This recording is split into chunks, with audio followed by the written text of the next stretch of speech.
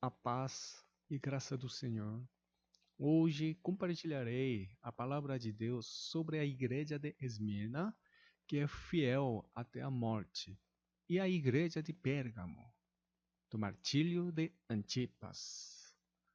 Primeiro, vamos ler em Apocalipse, capítulo 2, versos 8 e 9 juntos. E ao anjo da igreja que está em Esmirna, escreve: Isto disse o primeiro e o último, que foi morto e reviveu. Eu sei as tuas obras, e tribulação, e pobreza, mas tu és rico, e a blasfêmia dos que se dizem judeus e não o são, mas são a sinagoga de Satanás. Apocalipse é uma carta escrita aos santos das 7 igrejas. Os capítulos 2 e 3 de Apocalipse fornecem orientação detalhada sobre o que aconteceu às 7 igrejas e como lidar com elas. Primeiro, vamos olhar para a posição geopolítica das 7 igrejas. Em grego, Ásia é a área onde o sol nasce, e em hebraico é Lídia.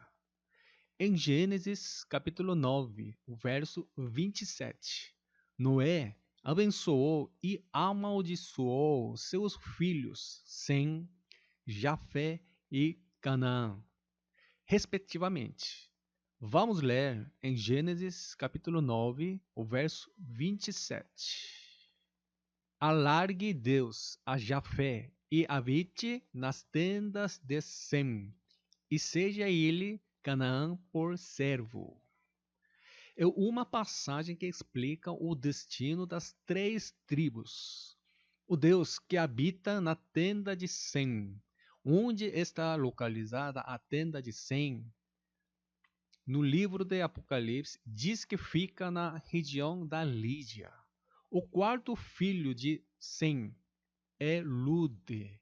Entrou no meio da tribo Jafé e se estabeleceu, e a região onde Lude se estabeleceu, essa terra foi chamada de Lídia.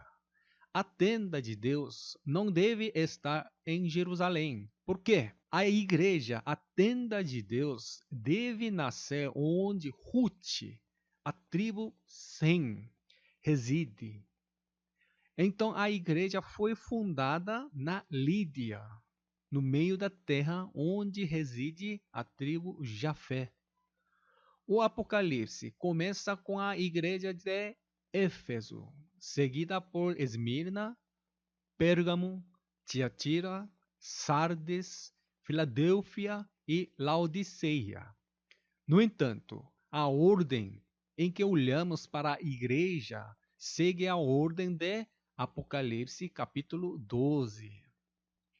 Uma mulher estava vestida de sol, tem a lua nos pés e uma coroa de 12 estrelas na cabeça. Esta mulher representa simbolicamente a igreja perfeita. Está dizendo que dessa mulher, que é a igreja perfeita, nascerão 7 igrejas. Vestida do sol significa revestida do Senhor Jesus Cristo. Então, podemos ver que as 7 igrejas nascerão de uma mulher revestida do Senhor Jesus Cristo. Vamos ler Romanos capítulo 13, o verso 14. Mas reveste vós do Senhor Jesus Cristo, e não tenhais cuidado da carne em suas concupiscências. O primeiro filho nasce da mulher vestida do sol, e a serpente tenta ferir o filho, mas não consegue. E o primeiro filho sobe ao céu. Este é o conteúdo de Apocalipse, capítulo 12, versículo 5. Vamos ler capítulo 12, o verso 5, para conferir. E deu à luz um filho, um varão que há de reger todas as nações com vara de ferro. E o seu filho foi arrebatado para Deus e para o seu trono. Desse modo, uma mulher revestida do sol dá à luz seu primeiro filho, e ele foi arrebatado para Deus e de seu trono. Este primeiro filho é a igreja de Filadélfia, a igreja isenta da tentação do diabo. A explicação do segundo filho está escrita em Apocalipse, capítulo 12, o verso 15. E a serpente lançou da sua boca, atrás da mulher, água como um rio, para que pela corrente a fizesse arrebatar.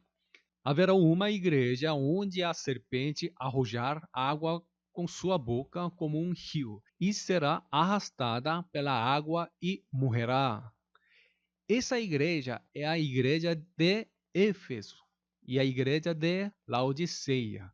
Duas igrejas testemunhas morrerão e seus cadáveres ficarão expostos na rua principal da grande cidade, que figuramente é chamada Sodoma e Egito. Ver Apocalipse, capítulo 11, o verso 8. Desta forma, Apocalipse, o capítulo 12, o verso 5, descreve a igreja de Filadélfia, e capítulo 12, o verso 15, descreve a igreja de Éfeso e Laodiceia, que atuam no papel de duas testemunhas. A seguir, Apocalipse, o capítulo 12, o verso 17, descreve as outras duas igrejas. Vamos ler capítulo 12, o verso 17 juntos. E o dragão irou-se contra a mulher e foi fazer guerra ao resto da sua semente, os que guardam os mandamentos de Deus e têm o testemunho de Jesus Cristo. O dragão irou-se contra a mulher e tenta ferir a prole restante.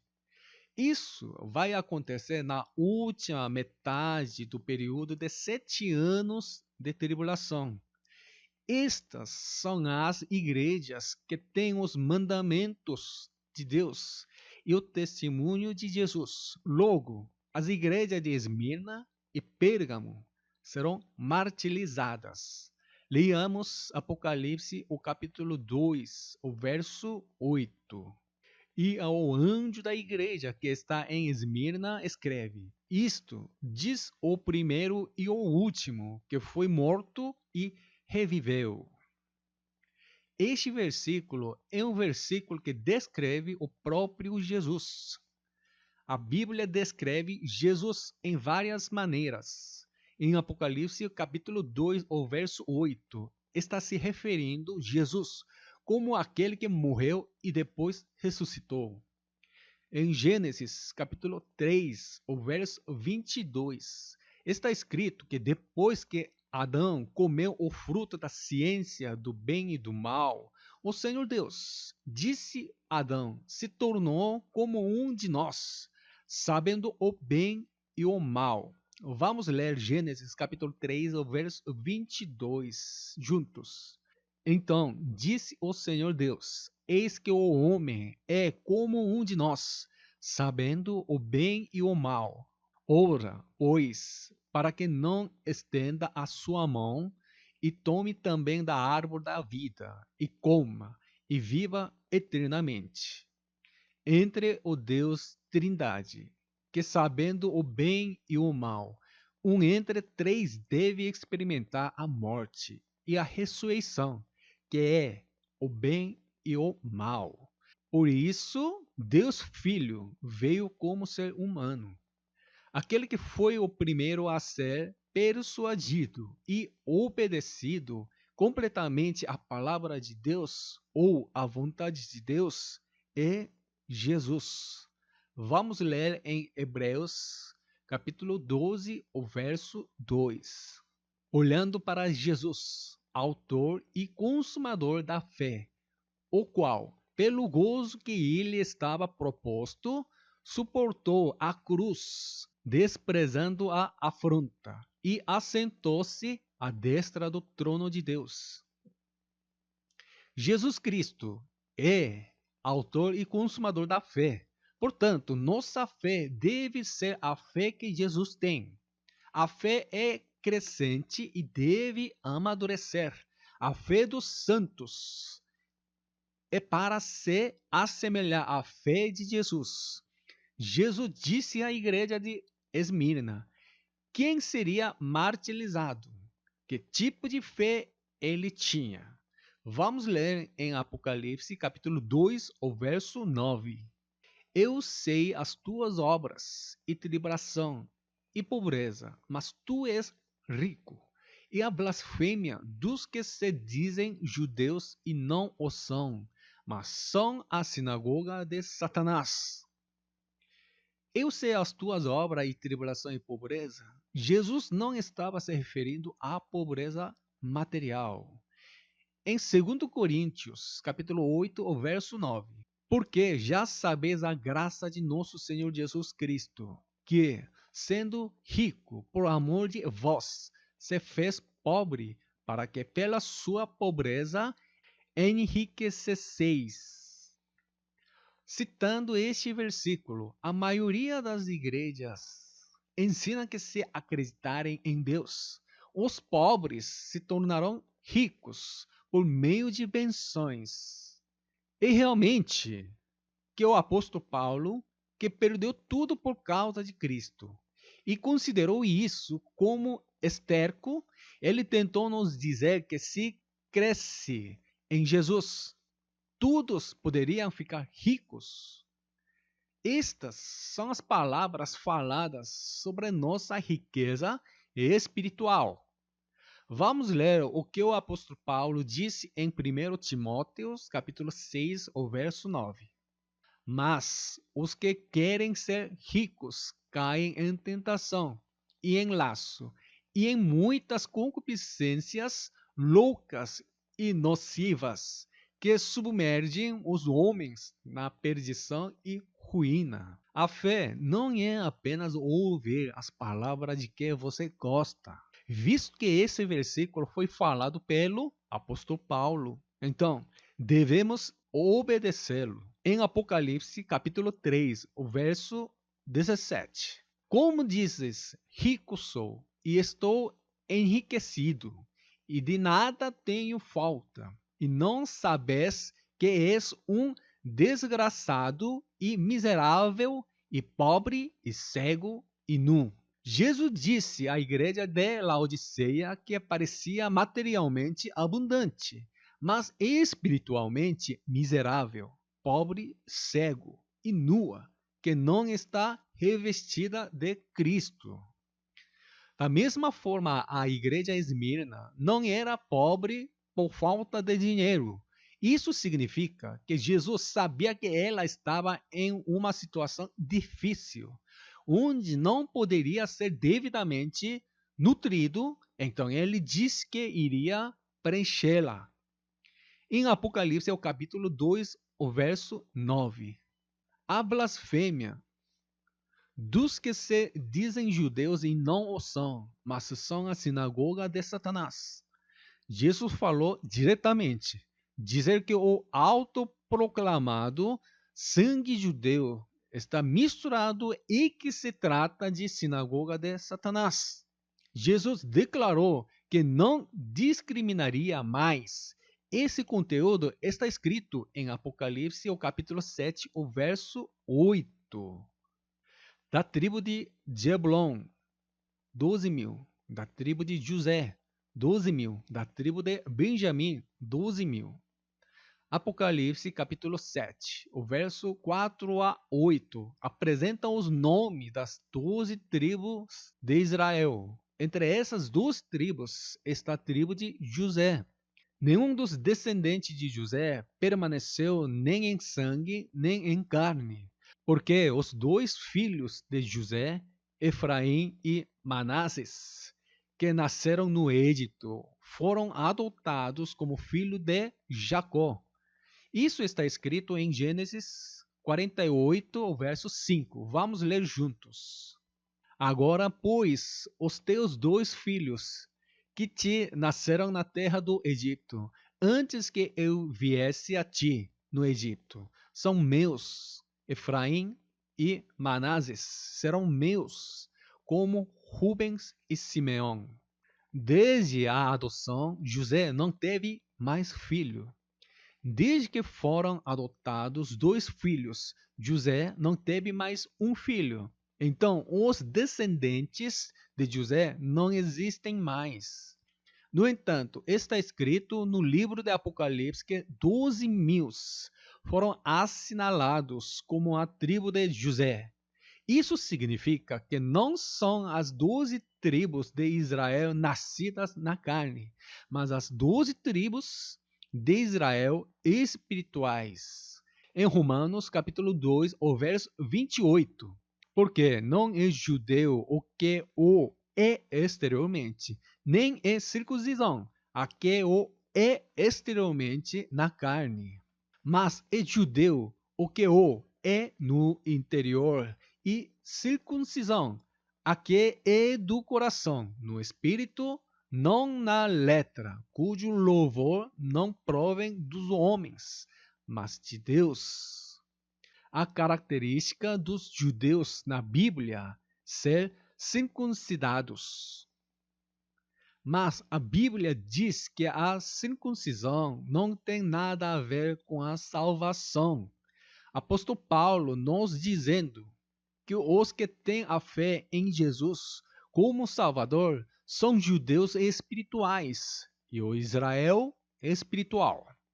Vejamos em Apocalipse capítulo 2, o verso 10.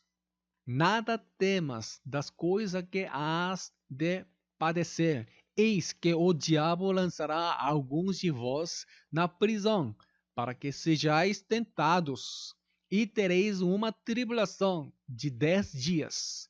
Se fiel até a morte, e dar-te-ei a coroa da vida. E tereis uma tribulação de 10 dias. 10 dias significa curto tempo. Em Atos, capítulo 1, o verso 5, Jesus disse assim: porque, na verdade, João batizou com água, mas vós sereis batizados com o Espírito Santo, não muito depois destes dias. Não muito depois destes dias. Depois de estar com os 12 discípulos por 40 dias, após a ressurreição de Jesus, disse isso.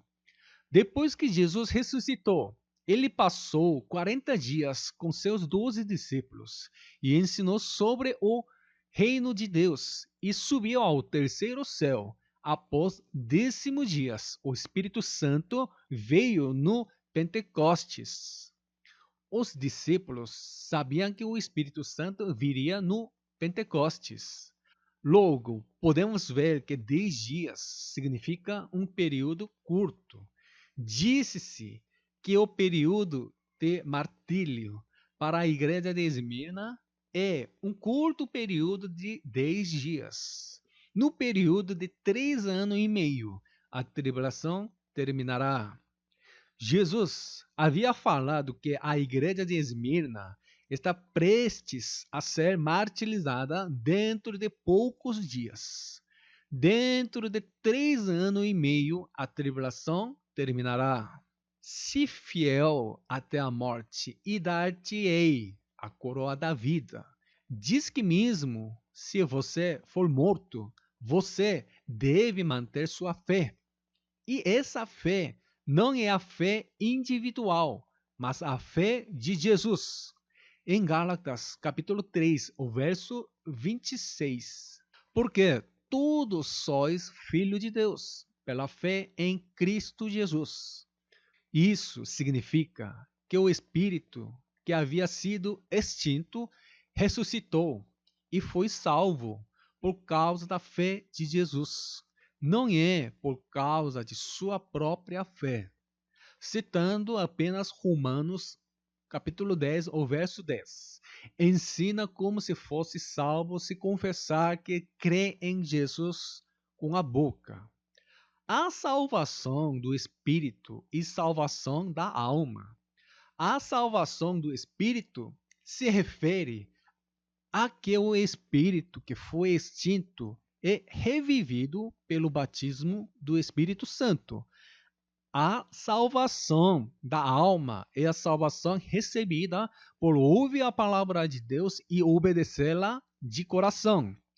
Se você é salvo só porque confessou com a boca, significa que não precisa ir à igreja, ler a Bíblia ou nem orar. Depois de saber por que Jesus morreu na cruz, você deve manter essa fé para ser salvo.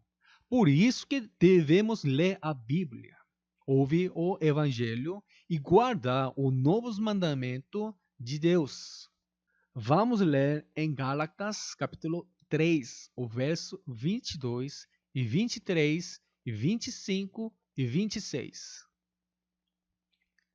Mas a Escritura encerrou tudo debaixo do pecado, para que a promessa pela fé em Jesus Cristo fosse dada aos crentes. Mas, antes que a fé viesse, estávamos guardados debaixo da lei e encerrados para aquela fé que se havia de manifestar.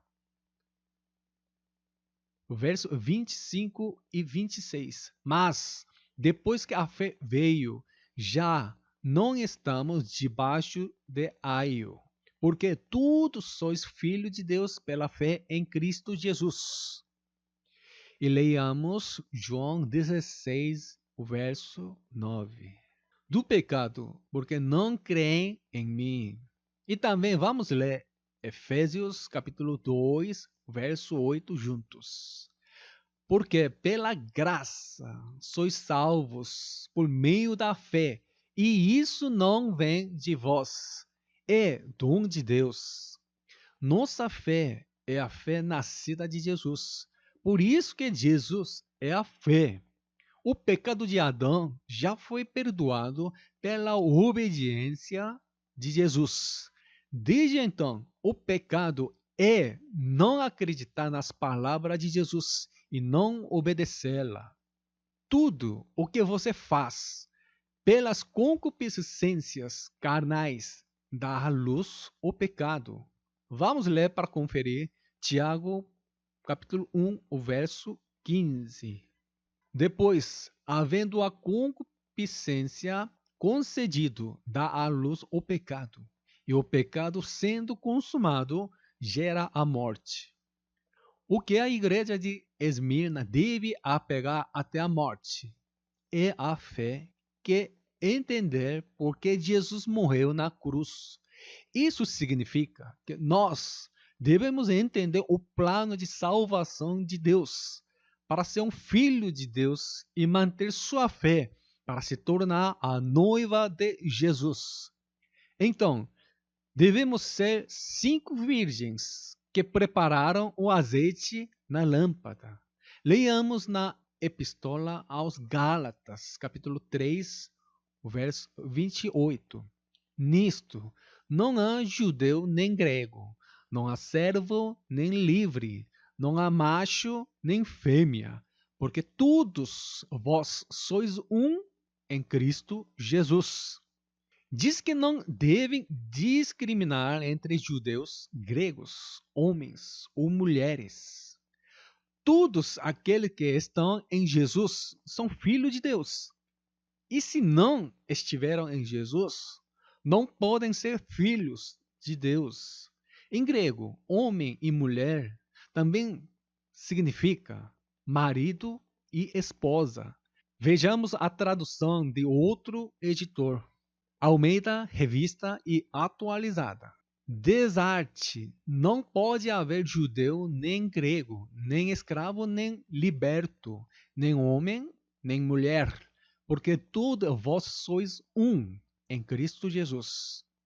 Está traduzida como homem e mulher, mas foi traduzida incorreta. Ao distinguir entre os gêneros, devem ser usadas as palavras masculino e feminino.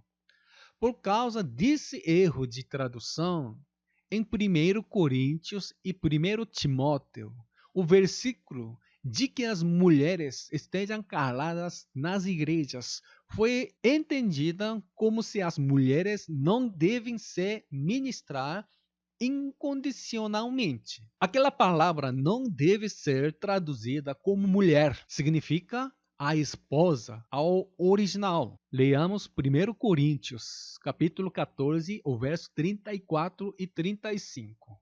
As mulheres estejam caladas nas igrejas, porque lhes não é permitido falar, mas estejam sujeitas, como também ordena a lei. E se querem aprender alguma coisa, interroguem em casa a seus próprios maridos, porque é indecente que as mulheres falem na igreja. As mulheres estejam caladas nas igrejas. Isso se refere às mulheres casadas devem ficar em silêncio na igreja. A igreja é um lugar para apresentar Jesus Cristo.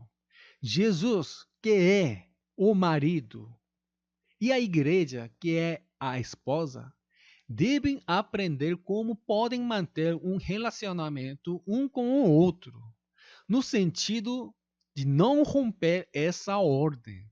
Jesus disse que uma esposa não pode ensinar na presença do marido, porque vemos Jesus como nosso marido. Isso significa manter essa ordem.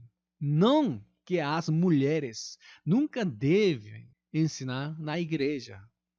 Em Apocalipse, capítulo 2, o verso 10, se fiel até a morte. Em grego, está escrito como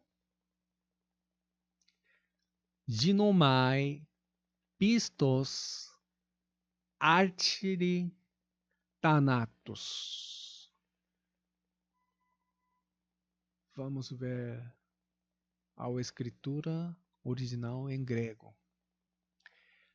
Ao número subscritos 1096, aqui, ó, significa se tornar, surgir, ocorrer. Ao número subscritos 4103.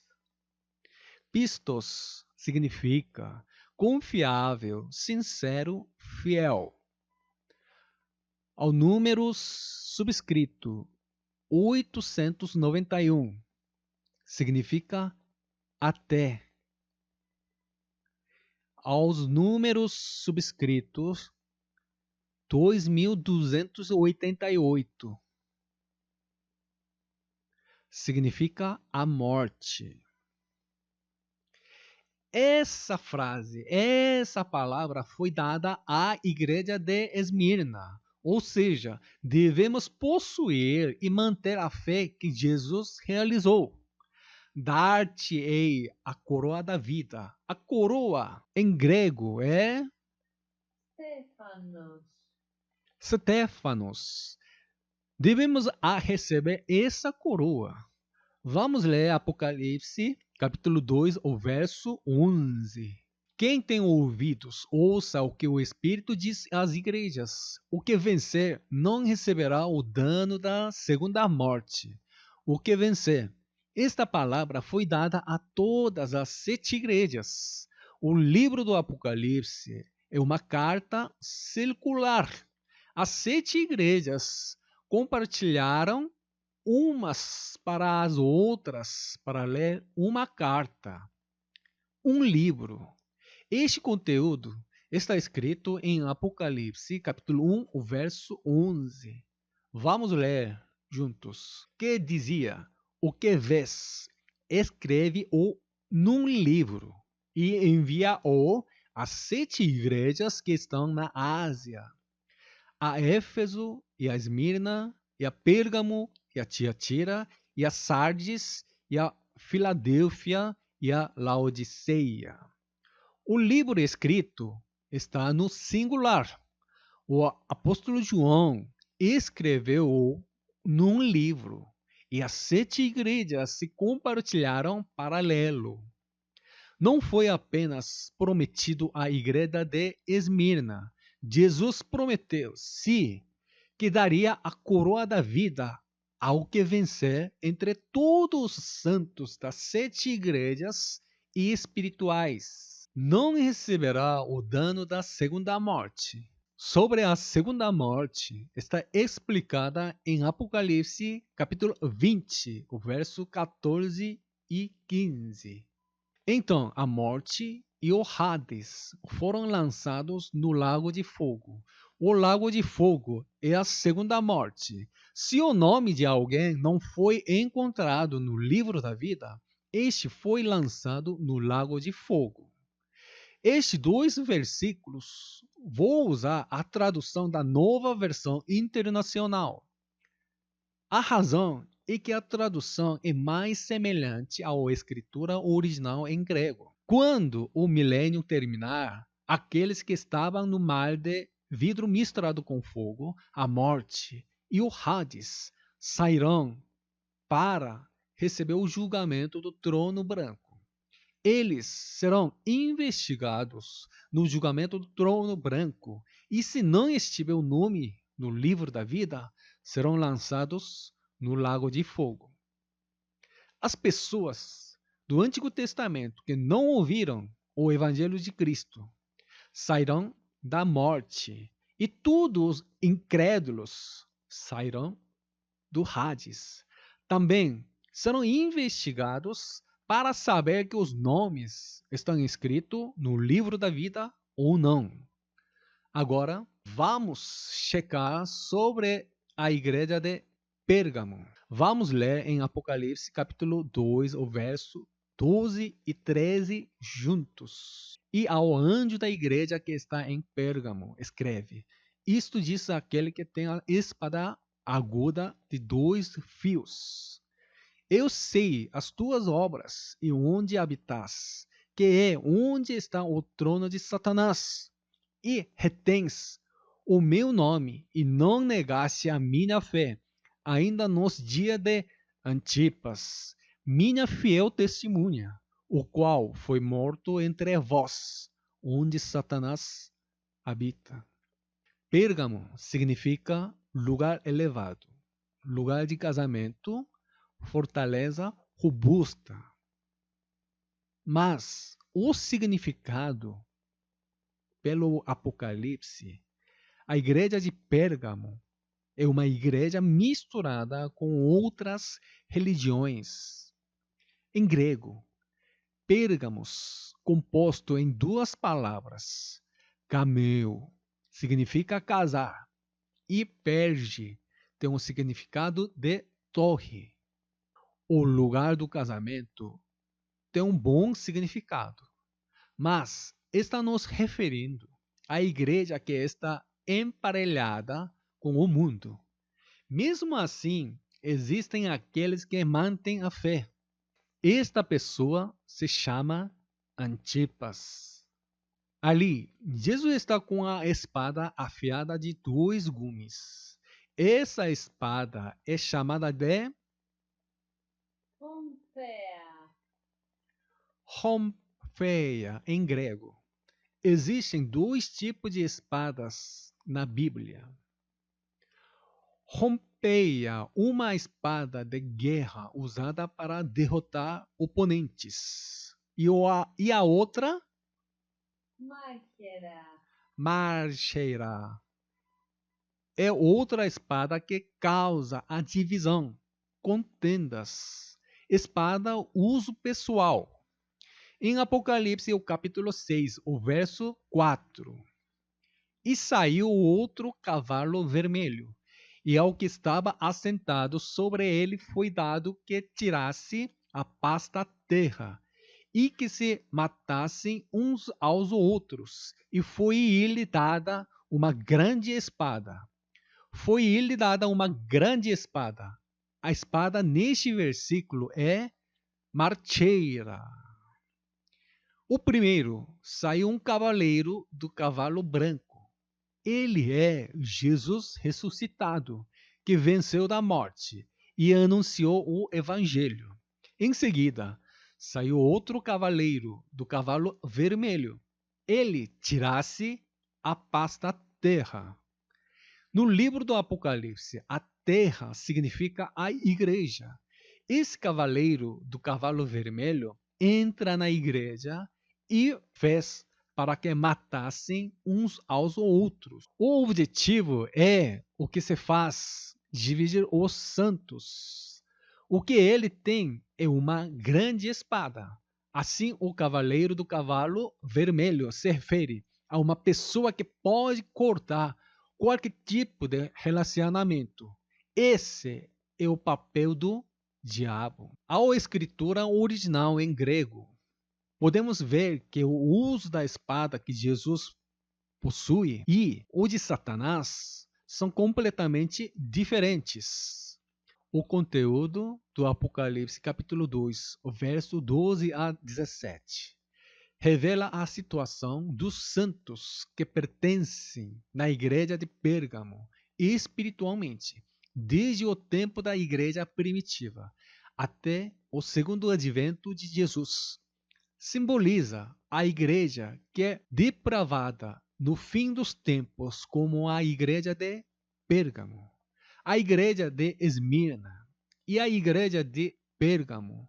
São as igrejas que vão passar pela tribulação de 7 anos. Em Apocalipse, o capítulo 2, o verso 13, Jesus disse que na igreja de Pérgamo tem o trono de Satanás. Que é onde está o trono de Satanás? O aninhamento de Satanás na igreja e o aparecimento da igreja depravada no fim dos tempos. Isso significa que o poder de Satanás já está invadida na igreja. Retens o meu nome e não negaste a minha fé, ainda nos dias de Antipas, minha fiel testemunha, o qual foi morto entre vós, onde Satanás habita. Pelo desse versículo, podemos ver que Satanás já está atuando na igreja. Acampamento em grego. Kataskenosis significa que Satanás já está morando como se fosse em sua casa. Jesus disse em Apocalipse capítulo 2, o verso 13, Satanás não está apenas no mundo, mas também está na igreja de Pérgamo. No entanto, foi dito que existe testemunha fiel do Senhor, até mesmo na igreja de Pérgamo, que foi tão corrompida. Antipas, que manteve sua fé fielmente, foi morto. Não negasse a minha fé. Se traduzir com a exatidão, deve manter a fé de Jesus, mesmo que seja martirizado. Então, quem é Antipas? Este nome já fala que tipo de pessoa ele é. Em grego, anti é para se opor e ao invés de e paz significa tudo e mais alguma coisa. Ou seja, aquele que resiste a todas as coisas de Satanás, que está na igreja até o fim. Essa pessoa é chamada Antipas. Não é uma pessoa real. Se ele fosse uma pessoa real, deveria ter aparecido em algum lugar da Bíblia. Mas não há nenhuma pessoa chamada Antipas em qualquer parte da Bíblia. Antipas é uma figura simbólica que representa aqueles que mantêm a fé até o fim. Uma figura simbólica semelhante está em Lucas, capítulo 1, o verso 3. Pareceu-me também a mim conveniente descreve-los a ti, o excelentíssimo Teófilo, por sua ordem, havendo-me já formado minuciosamente de tudo desde o princípio. O Evangelho de Lucas foi escrito para uma pessoa específica. O destinatário foi o excelentíssimo Teófilo. Os Atos dos Apóstolos também foi escrito para a mesma pessoa. A pessoa Teófilo era uma pessoa real? Não era. Este é o nome do governador de Roma. Mas, mesmo procurando pela história romana, ele não era uma pessoa real. Então, o que isso quer dizer? Novamente, o nome diz quem ele é. Teófilos. Theos significa Deus. Pilos significa amigo, querido. O Evangelho de Lucas é uma carta, foi enviada a quem ama a Deus. Portanto, devem ler o Evangelho de Lucas todos aqueles que amam a Deus, porque é uma carta foi enviada aos santos, aos que amam a Deus. Em Apocalipse, capítulo 18, o verso 2, dá uma visão detalhada sobre a igreja de Pérgamo. E clamou fortemente com grande voz, dizendo: Caiu, caiu a grande Babilônia, e se tornou morada de demônios, e abrigo de todo espírito imundo, e refúgio de toda ave imunda e aborrecível. O relato da Grande Babilônia está escrito em capítulo 17, o verso 5. Se refere à igreja prostituta. E na sua testa estava escrito o nome, mistério, a Grande Babilônia, a mãe das prostituições e abominações da terra. Disse-se que se tornou morada de demônios. Disse que se tornou morada de demônios. O rei dos demônios é o diabo. Porque a igreja de Pérgamo veio a ser assim. Vamos ler o capítulo 18, verso 4. E houve outra voz do céu que dizia: Saia dela, povo meu, para que não sejas participante dos seus pecados e para que não incorroas nas suas pragas. Deus nos disse para sairmos dessa igreja cheia de práticas religiosas. No livro do Apocalipse, tudo do início ao último capítulo está interligado. Vamos ler em Apocalipse capítulo 2, o verso 14 a 16. Mas umas poucas coisas tenho contra ti, porque tens lá os que seguem a doutrina Balaão, o qual ensinava Balaque a lançar tropeços diante dos filhos de Israel, para que comessem do sacrifício da idolatria e se prostituíssem.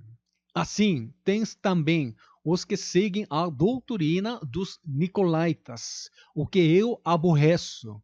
Arrepende-te, pois quando não, em breve virei a ti e contra eles batalharei com a espada da minha boca. Em breve virei a ti e contra eles batalharei com a espada da minha boca. Jesus está dizendo que lutará contra líderes da igreja, como Balaão. Balaão foi um profeta que proclamou o coração de Deus. No entanto, ele foi um profeta que fez os israelitas idolatrarem com as mulheres moabitas pelo dinheiro que rei Balaque lhe deu. Na igreja, estas coisas estão acontecendo por meio de alguns líderes caídos, corruptos, como o profeta Balaão. Existem líderes de igreja que se distraem com dinheiro e popularidade para esquecer o evangelho de Jesus e levá-los à fornicação e idolatria. Os que seguem a doutrina dos nicolaítas são as mesmas que seguem a doutrina de Balaão. Contra eles batalharei com a espada da minha boca. Não está dizendo que Jesus lutará contra o mundo. Isso se refere, Jesus julgará aqueles que usam os dons e palavra de Deus para seu próprio interesse na igreja. O fim desses falsos profetas está escrito em Apocalipse, capítulo 19, verso 20 e 21. E a besta foi presa, e com ela o falso profeta, que diante dela fizerá os sinais com que enganou os que receberão o sinal da besta e adoraram a sua imagem. Estes dois foram lançados vivos no ardente lago de fogo e de enxofre. E os demais foram mortos com a espada que saía da boca do que estava assentado sobre o cavalo, e todas as aves se fartaram das suas carnes. A primeira metade de Apocalipse, capítulo 19, fala sobre as bodas do Cordeiro. E a segunda metade do capítulo 19 há uma descrição daqueles que não conseguiram entrar nas bodas do Cordeiro.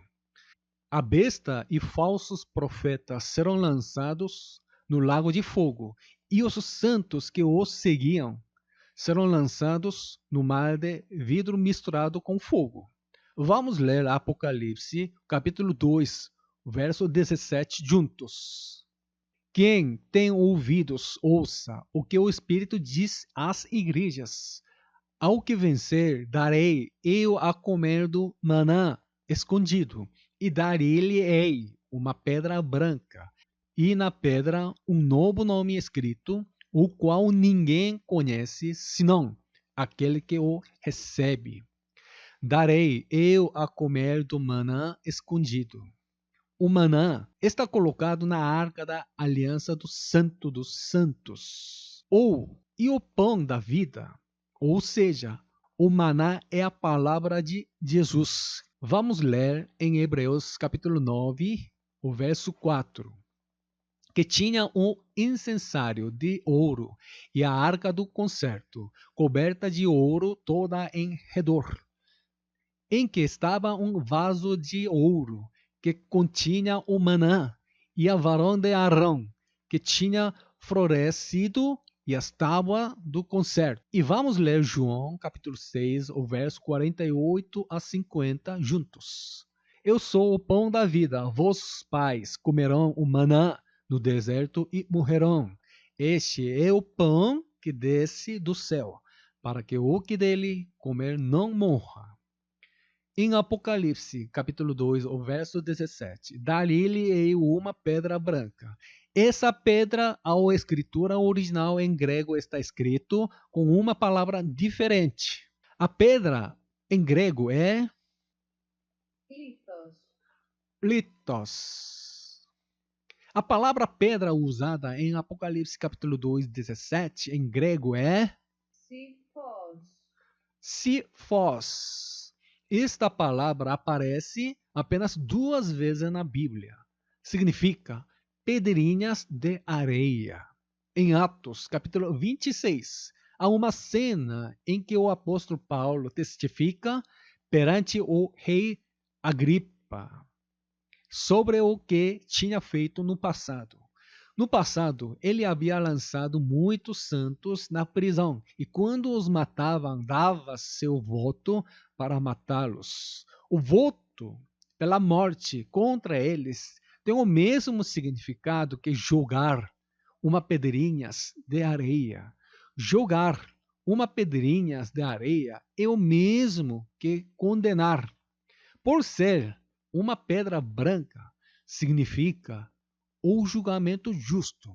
Significa que Jesus o considerará como justo. Vamos ler Atos capítulo 26, verso 10. O que também fiz em Jerusalém, e havendo recebido o poder dos principais dos sacerdotes, encerrei muitos dos santos nas prisões, e quando os matava, eu dava o meu voto contra eles. Eu dava o meu voto contra eles. Significa, havia jogado uma pedrinha de areia. Também significa, havia jogado uma pedrinha de julgamento. Em Apocalipse, capítulo 2, o verso 17. Jesus disse que dar-lhe-ei uma pedra branca. Ao que vencer, significa viver eternamente com Jesus. Na pedra, um novo nome escrito. A descrição do novo nome está escrita em Apocalipse, capítulo 3, o verso 12. A quem vencer vai ser a coluna no templo de Deus. E para ele vai escrever o nome de Deus, Jeová, e o nome da cidade, a Nova Jerusalém, e o novo nome de Jesus. O nome que está escrito mais vezes de Jesus no livro do Apocalipse é o Cordeiro. Está escrito 28 vezes. Leamos Apocalipse, capítulo 3, o verso 12. A quem vencer, eu o farei coluna no templo do meu Deus, e dele nunca sairá, e escreverei sobre ele o nome do meu Deus, e o nome da cidade do meu Deus, a Nova Jerusalém, que desce do céu, do meu Deus, e também o meu novo nome. Em Apocalipse, capítulo 2, o verso 28, Jesus disse que daria a estrela da manhã ao que vencer. O maná, a pedra branca e a estrela da manhã são as mesmas coisas que têm mesmo sentido. Ao que vencer, Jesus dará em comum o maná, a pedra branca e a estrela da manhã. No final, sejam quais forem as coisas, a essência é Jesus. A bênção é estar com Jesus. Então, o que é a estrela da manhã? Vamos ler em Apocalipse, capítulo 22, o verso 16. Eu, Jesus, enviei o meu anjo para vos testificar estas coisas nas igrejas. Eu sou a raiz e a geração de Davi, a resplandecente estrela da manhã. Jesus se apresentou como sou a raiz e a geração de Davi e a resplandecente estrela da manhã. E ele enviou seus anjos às 7 igrejas para lhes informar que algo iria acontecer. A estrela da manhã aparece quando a escuridão desaparece. Depois que todas as provações da tribulação de 7 anos termina, Jesus, a estrela da manhã, certamente aparecerá. Em 1 Pedro, capítulo 2, verso 4 e 5, está escrito que Jesus é uma pedra viva. A pedrinha de areia em grego é Sifos. E a pedra viva em grego é Litos. Leiamos 1 Pedro, capítulo 2, verso 4 e 5. E, chegando vós para ele, a pedra viva, reprovada, na verdade, pelos homens, mas para com Deus, eleita e preciosa, vós também, como pedras vivas, sois edificados, casa espiritual e sacerdócio santo, para oferecerdes sacrifícios espirituais, agradáveis a Deus por Jesus Cristo. Amém. A pedra viva é Jesus. A igreja de Esmirna e a igreja de Pérgamo são as mesmas comunidades, unidos por um destino de serem martirizadas. Há algo de que precisamos ter certeza. Quero fazer um check-up, lembrando os destinos das 7 igrejas, mais uma vez. A igreja de Filadélfia vão subir ao terceiro céu, assim que a última metade do período de 7 anos de tribulação começa. E quando a última metade do período de 7 anos de tribulação começa, a igreja de Éfeso e a igreja de Laodiceia, as duas testemunhas, serão primeiros martirizadas. E a igreja de Esmirna e a igreja de Pérgamo serão martirizadas pela segunda vez, na última metade do período de 7 anos de tribulação. As igrejas restantes de Tiatira e Sardes são as igrejas que vão receber a marca da besta na última metade do período de 7 anos de tribulação. E são as igrejas que estarão vivas na segunda vinda de Jesus. As cenas das duas igrejas testemunhas que foram mortas no início da última metade do período de 7 anos de tribulação aparecem em vários capítulos do Apocalipse. E o versículo que descreve as cenas das duas igrejas testemunhas que vão ser martirizadas no início da última metade do período de 7 anos de tribulação aparece em vários capítulos do Apocalipse.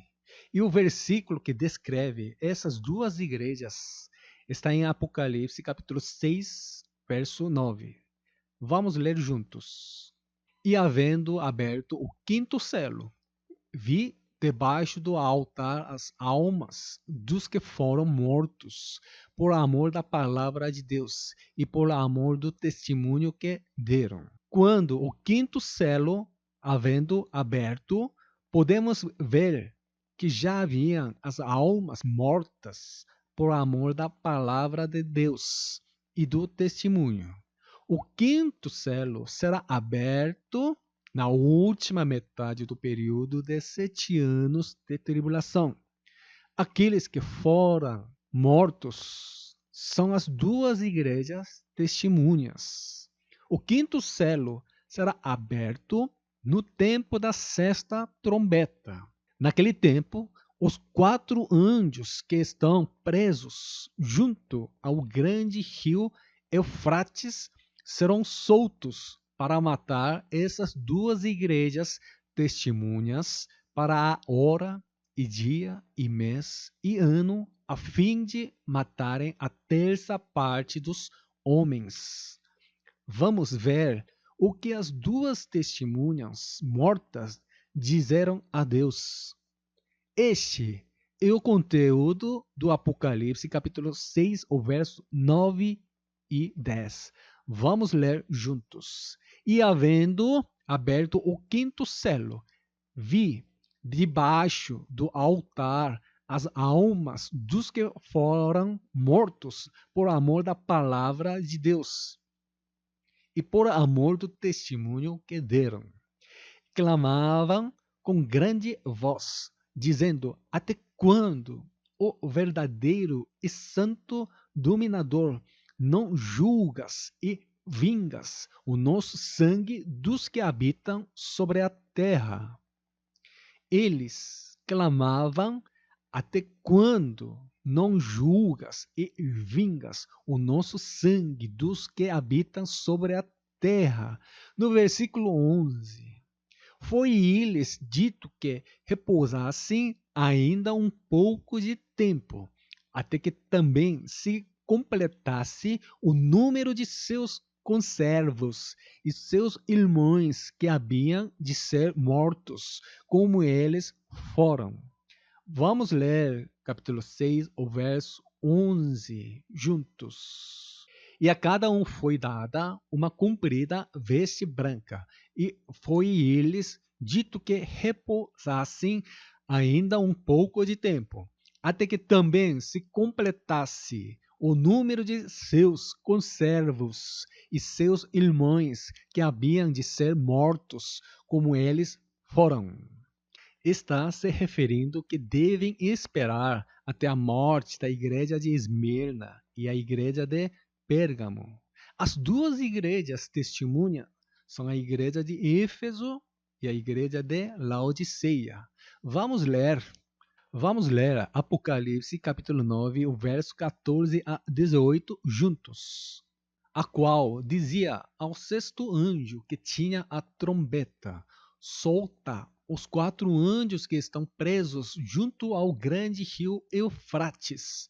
E foram soltos os 4 anjos que estavam preparados para a hora e dia e mês e ano, a fim de matarem a terça parte dos homens.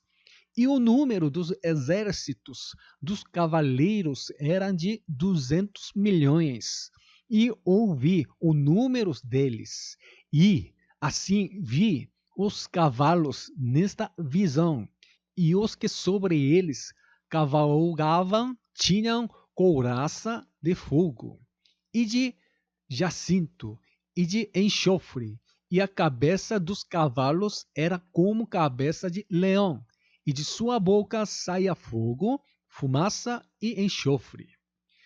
Por estas 3 pragas foi morta a terça parte dos homens, isto é, pelo fogo, pela fumaça e pelo enxofre que saiam da sua boca.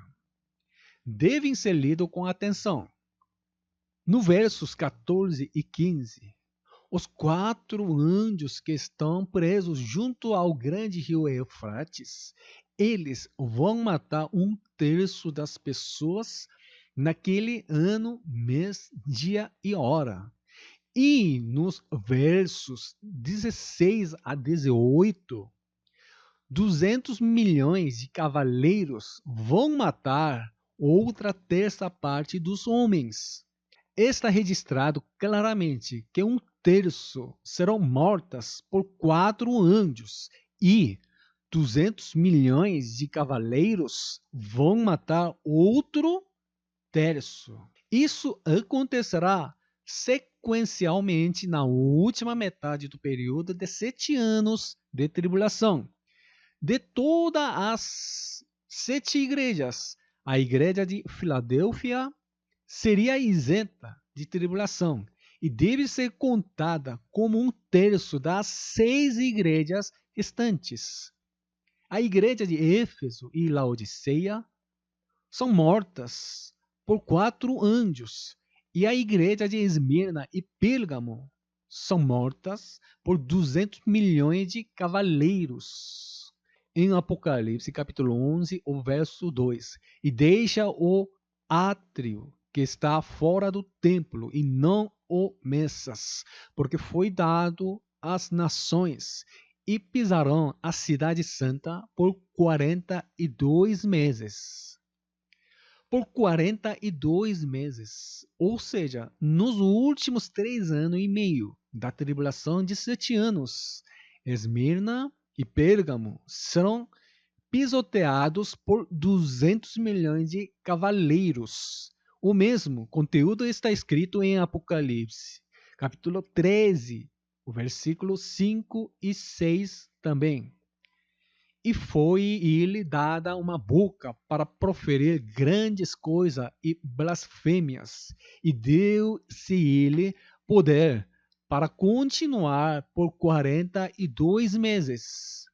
E abriu a boca em blasfêmias contra Deus para blasfemar do seu nome e do seu tabernáculo e dos que habitam no céu. Do seu tabernáculo e dos que habitam no céu. Na última metade do período de 7 anos de tribulação, há quem estende seu tabernáculo, a igreja que está no terceiro céu. Essa igreja é a igreja de Filadélfia. A besta tentou ferir, mas a igreja de Filadélfia subia ao terceiro céu. Então, a besta está apenas caluniando. Vamos ler em Apocalipse o capítulo 13, o verso 7. E foi-lhe permitido fazer guerra aos santos e vencê-los, e deu-se-lhe poder sobre toda tribo e língua e nação. Fazer guerra aos santos. Jesus venceu da morte, por isso que há o poder em nome de Jesus Cristo. Amém. Porém, ao ler este versículo, diz que a besta vai vencer contra os santos durante o período de tribulação de 7 anos que ocorrerá no fim dos tempos. Deus dará o poder à besta. Então, como podemos vencer?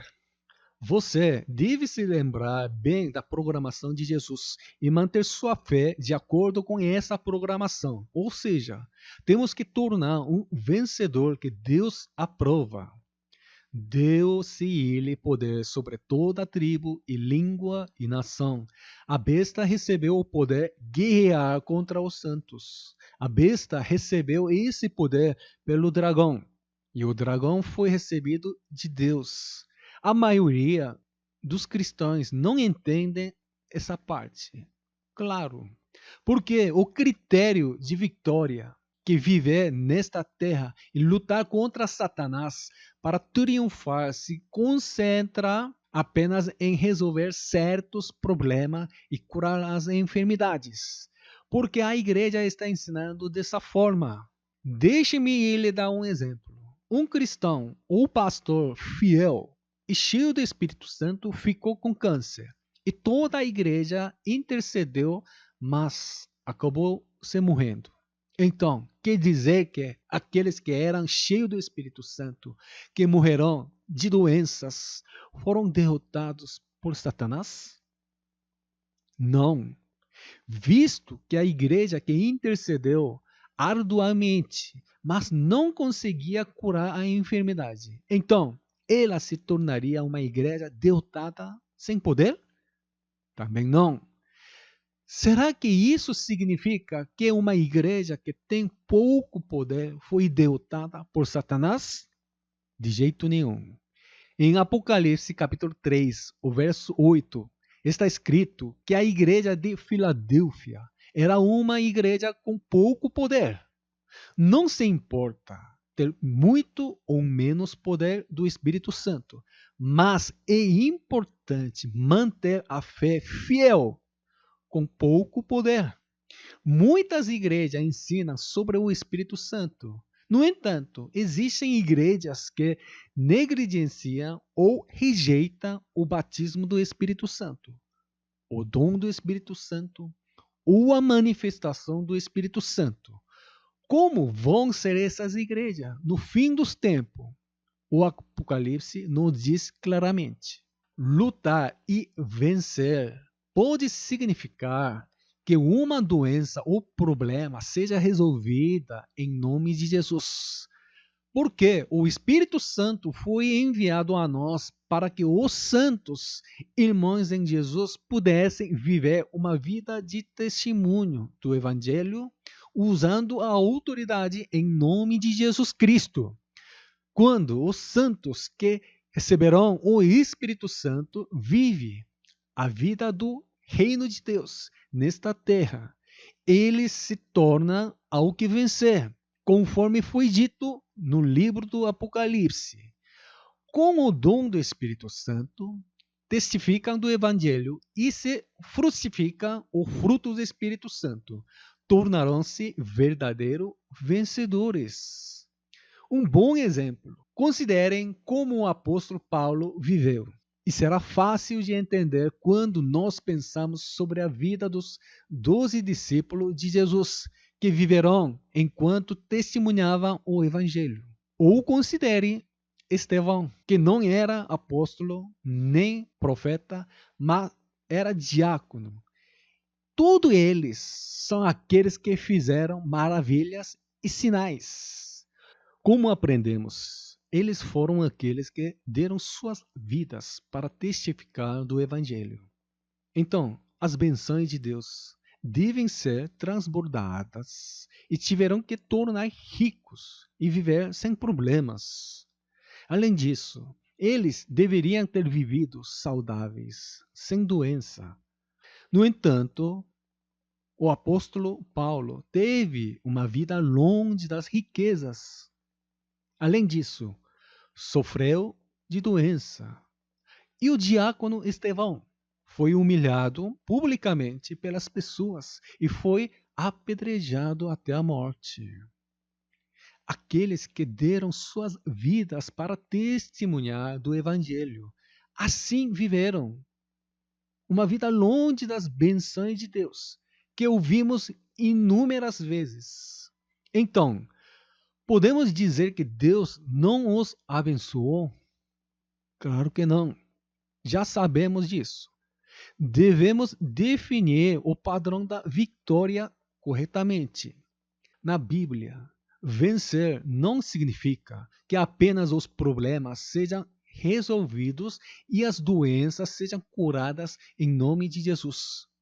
Devemos saber que aquele que se esforça até o fim para se tornar a noiva de Jesus, mesmo na perseguição e sofrimento, e aquele que vence.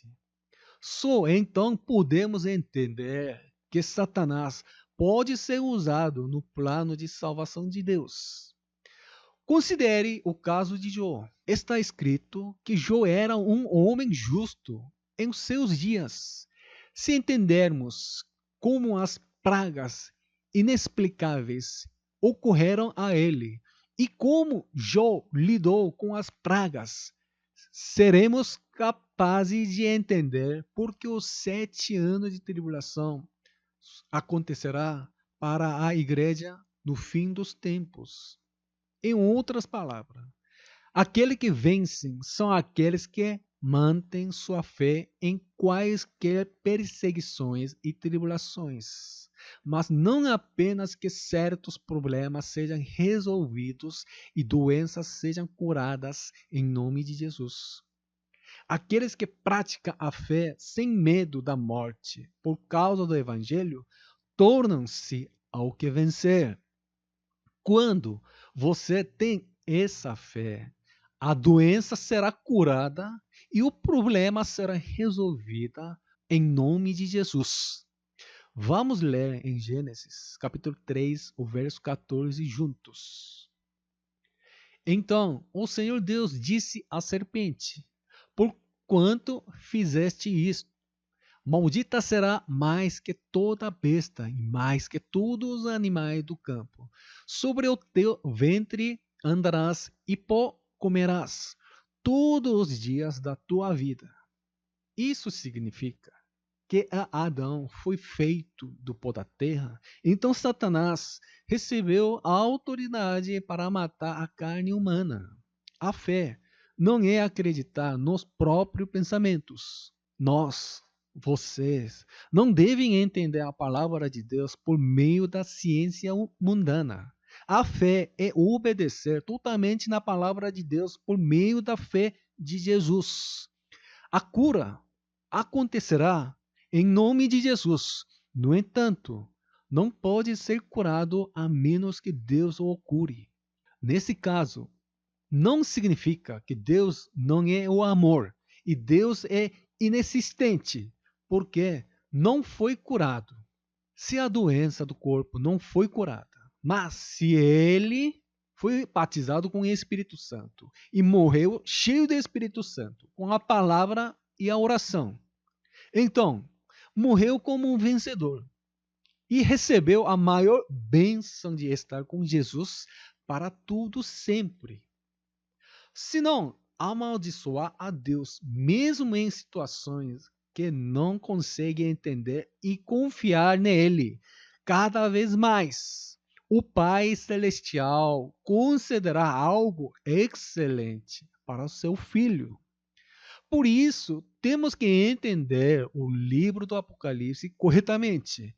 Mesmo que a grande tribulação de 7 anos aconteça aos santos, não há razão para culpar a Deus. Se você souber como lidar com isso, Deus fez com que o apóstolo João o escrevesse para que pudéssemos saber o que acontecerá com as igrejas no fim dos tempos. Vamos ler em Apocalipse, capítulo 14, o verso 13.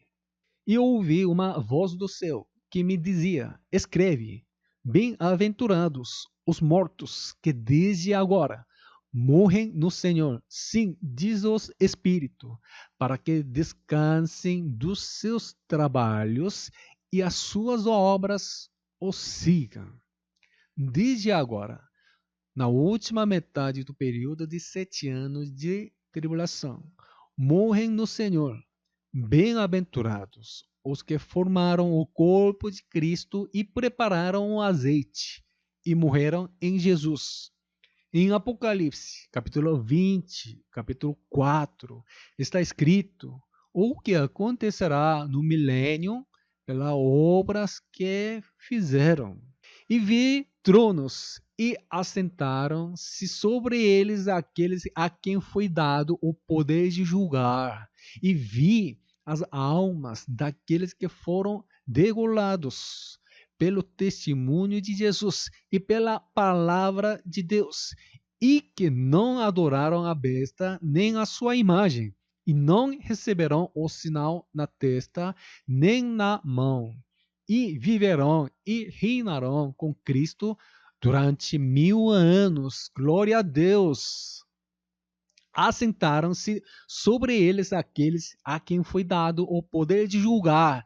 Nesses tronos estão incluso a igreja de Esmirna e a igreja de Pérgamo. Vi as almas daqueles que foram degolados.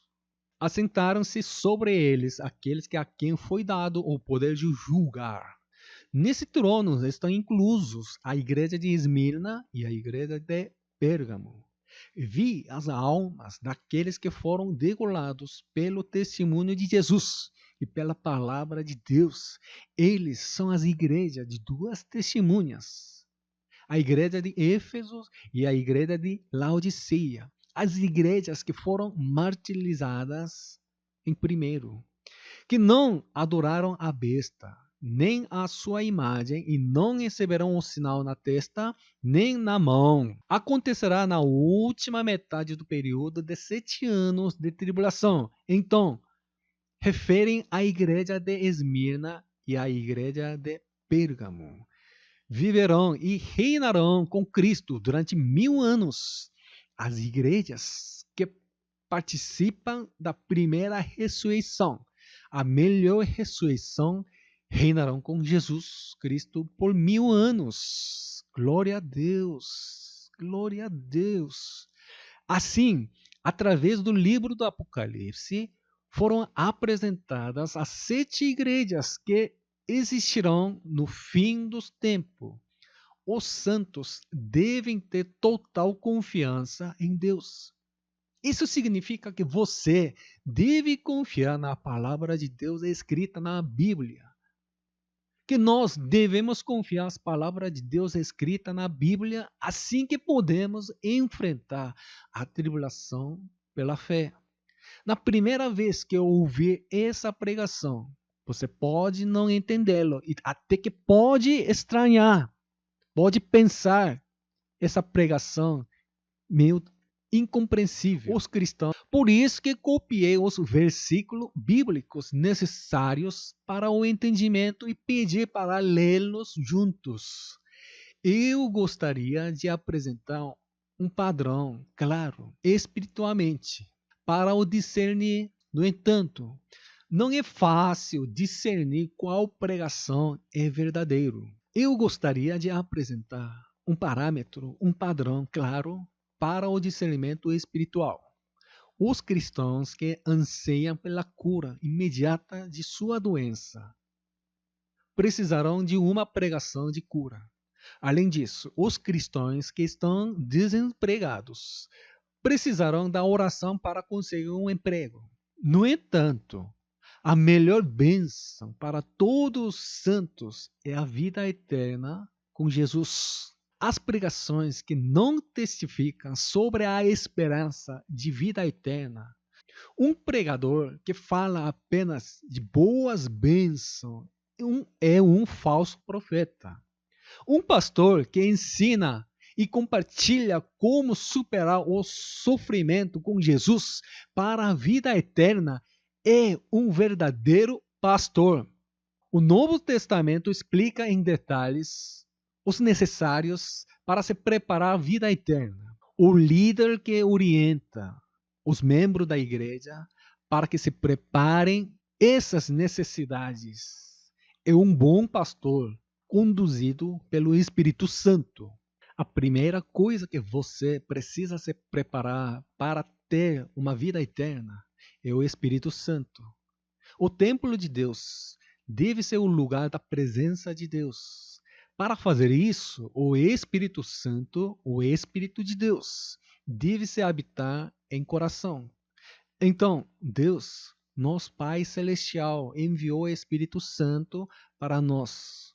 Por isso que o Espírito Santo deve estar com você. Para estar com você, precisa receber o batismo com o Espírito Santo. Depois que recebeu o Espírito Santo, você pode se tornar a noiva de Jesus. Quando se torna um só corpo com a igreja, e viver uma vida cheia do Espírito Santo. Cabe a cada um de você decidir e escolher se vai ouvir ou não uma pregação que não explica o processo necessário para ter uma vida eterna. Eu os abençoo em nome de Jesus, para que possam tomar as suas decisões certas. Você dificilmente vai conseguir entender a palavra de Deus sem a oração, porque os conceitos errados interferem no entendimento. Você pode entender corretamente quando lê a palavra de Deus, enquanto remove os seus desejos da carne, concupiscência, por meio da sua oração. Não é fácil testificar corretamente da palavra de Deus em todas as partes da Bíblia. No entanto, tanto quanto o livro do Apocalipse não deve ser adicionado ou subtraído. Porque se você cometeu um erro ou pregou sem saber, deve haver uma responsabilidade terrível posteriormente. Por isso que o Apocalipse deve ser pregado corretamente. Eu os abençoo em nome de Jesus, para que vocês possam entender corretamente o Apocalipse, que é um manual que é necessário para os santos que estão passando por tempos difíceis. Deus os abençoe em nome de Jesus.